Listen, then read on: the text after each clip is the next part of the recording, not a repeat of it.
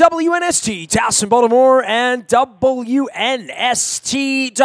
It's cold, it's windy, it's rainy, it's snowy, it's icy. It must be baseball season. Our friends at Coppin State open up this week, crazily enough, and if you've known me for any period of time, you know Sherman Reed's our pal. He's a skipper for all things Coppin State and the Coppin State Eagles. And, of course, their basketball games heard here on WNST, and you can find them at CoppinStateSports.com. But baseball and bad weather, this is the bane of your existence, right? Baseball games in February, you get so excited, your kids are ready to play baseball, but you know, it really doesn't jive with the calendar so well, baseball and Division I athletics right now, right?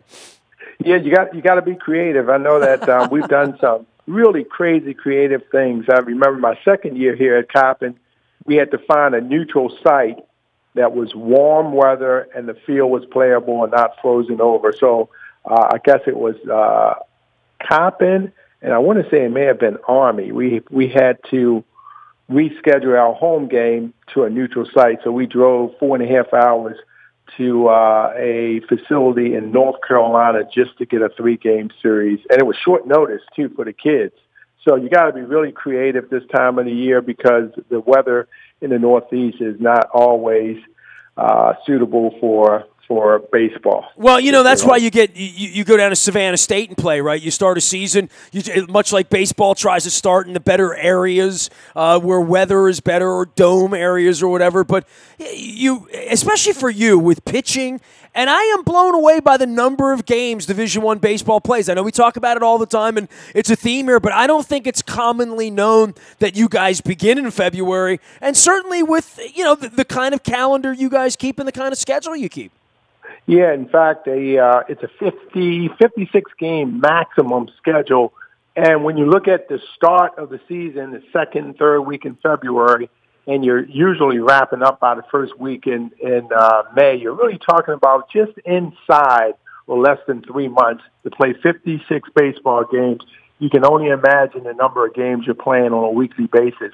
And the average per week game, you're going to play anywhere from 4 to 6 games, and that's per week if you include a double hitter. But typically you're going to play 4 or 5 games in a 7-day period. So you better have a lot of pitching, and you better have a really good strength and conditioning program where you're going to keep the guys healthy. Well, the other part of it also is when you get together and you travel anywhere or anyone travels to you, you're trying to get multiple games in, and that's also, you know, part and parcel of baseball being a lot different than the other sports. Yeah, because like I said, the guys need to play. The more reps you can get for your guys, real-time reps early in the season, and not have to play 2 games and then sit around for a week and wait for improving weather, you're gonna ramp the guys up quicker. Their timing, the pitchers trying to figure out things mechanically to throw strikes.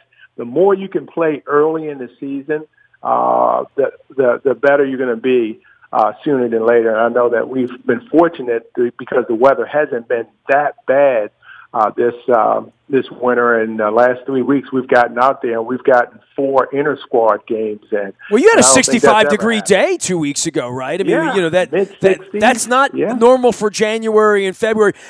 Skipper Sherman Reed from the Coppin State Eagles joining us here as the baseball season begins. Hey, Baseball America had some bracketology, and lo and behold, you know, you really got this program to where it's on the national map, and people understand that that you guys are, you know, putting together a nice little thing over there off North Avenue, right?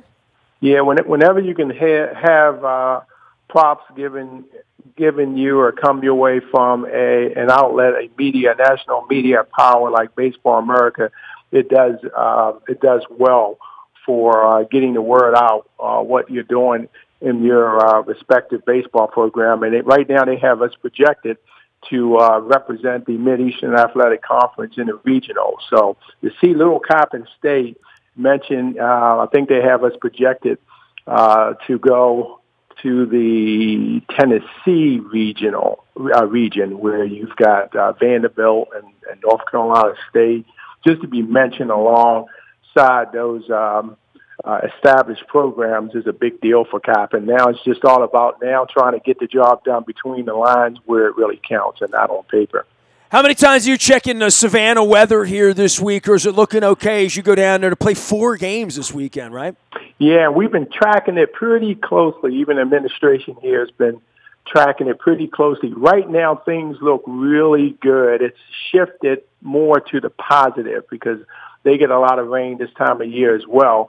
And right now, looking at the weather forecast, looks like the upcoming weekend is going to be conducive to us getting on the field and getting 4 baseball games in. So we're excited about that. Coppin State will be playing at home for the first time, and of course their home games are down in Hanover, near Rundle Mills at the Joe Cannon Stadium. They play all their home games there, begin on the 23rd against Albany with a doubleheader there, as well as a whole weekend of games on Saturdays and Sundays. You can see all of the schedule, everything that's going on at CoppinStateSports.com, as well as our partnership, and you hear the games on. Hey, basketball team's coming along a little bit this year too, so I know we've had some more excitement over there at Coppin, but the baseball side of things and you getting ready this year, I'm always amazed when I look through the roster as far as how many California kids and kids from other part of the country and Florida kids you have coming in here.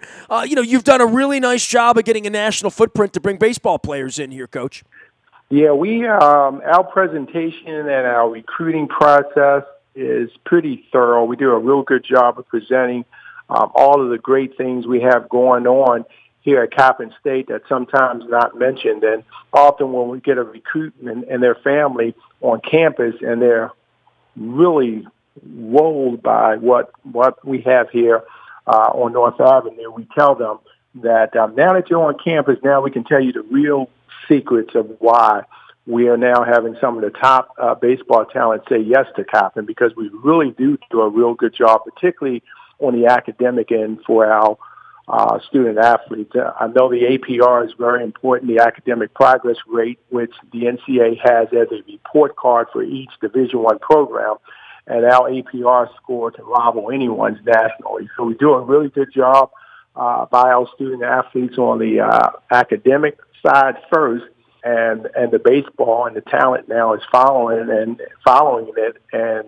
we have guys that's doing their research, and they're picking us over some other programs that's been winning a lot longer than we have. So we're doing something really special here. Savannah State, it begins this weekend for the Coppin State baseball program. Sherman Reed is our guest. Anything you want to say about the Orioles or the offseason here or the designated hitter? I know you like talking bigger issues when I get you on about baseball. Yeah, and I think that Bryce Harper should strike rich with his deal, because now, where sometimes his defense may not have been is looked at from the standpoint of what he does with the bat, but now with the DH role now coming to the National League sooner than later, then that just makes him even more of a special free agent that's still out there right now. And with today pitchers and catchers reporting to the Orioles, I'm already feeling the 80-degree warm Florida sunshine right now. Well, I hope you get some of that in Savannah this weekend. Certainly hope you get some of that over at Joe Cannon next weekend as you guys come home to take on Albany. I'll be tracking you all year long, and at least we're all happy Messina got in the Hall of Fame, right? Hey, we're happy, but we wanted him to go in with that Oriole cap on. I don't know what's up with this decision to go neutral. Come on, Mike. He's got to go in with that Oriole cap on. But, but it's good to see the Moosehead. And the skipper of the Coppin State Eagles is also an Orioles fan, too. Sherm, great visiting with you, man. Keep them warm there. Good luck down in Savannah this weekend. We'll be checking it all season long with you. Great having you out, pal. Nestor. Appreciate it, man. You got to come out to the park. Let me know when you're coming. You know what? My wife will contribute to that and say, hey, honey, we can stop by the mall. We'll see you soon, Sherm. Oh, okay. You take care, Ness. Skipper of the Eagles of Coppin State. I got the hat on. You hear the games here at WNST.net. We'll get Juan Dixon around here visiting, as well as the basketball team on the upswing. The baseball team, I know the weather doesn't feel that way, but they're getting out and playing some baseball beginning now. That's the way they do it in Division I college. It's crazy. Nasty at WNST.net finds me. Facebook, Twitter, LinkedIn, Snapchat, Instagram. Streaming live on our Facebook as well as our YouTube WNSTV channel. We are WNST.net, AM 1570 and WNST Towson, Baltimore. And we never stop talking Baltimore sports.